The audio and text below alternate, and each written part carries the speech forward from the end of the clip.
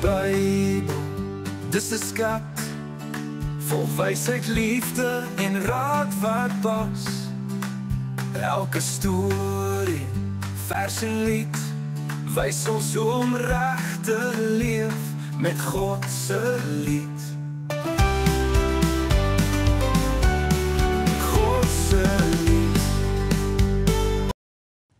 Abraham en Isak. Abraham was 'n man wat God baie lief gehad het. Hy het God vertrou, al het hy nie altyd verstaan nie. God het vir Abraham 'n seun gegee toe hy al baie oud was. 'n Spesiale seentjie met die naam Isak. Isak was Abraham se hart se vreugde. Hulle het saam gespeel, saam gebid, en Abraham het vir Isak alles geleer van God se liefde. Maar toe gebeur iets baie vreemd. God het vir Abraham gesê: "Neem jou seun Isak na die berg Moria. Ek wil kyk of jy my regtig vertrou. Jy moet hom vir my offer." Abraham het geskrik, maar hy het geweet God is goed. Hy het nie verstaan nie, maar hy het gehoorsaam. Hy het hout en vuur geneem en hy en Isak het saam die berg opgeklim.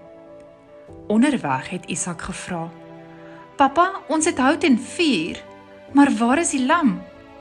Abraham het sag geantwoord: "God sal voorsien, my kind." Toe hulle bo kom, het Abraham 'n altaar gebou. Hy het Isak daar neergesit en net toe hy sy hand oplig, "Abraham," het God geroep, "moenie jou seun seermaak nie.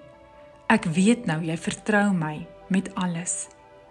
Toe kyk Abraham op en daar was 'n ram vasgevang in die bos. God het voorsien, net soos Abraham geglo het. Abraham het die ram geoffer in plaas van Isak en hy het God geprys, want God is getrou en vol liefde. Wat leer ons uit hierdie storie? God hou sy beloftes.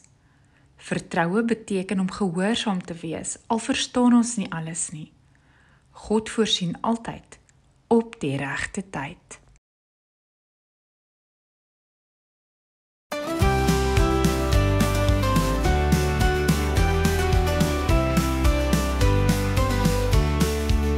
Leer van die Bybel, dis 'n skat vol wysheid, liefde en raad wat pas.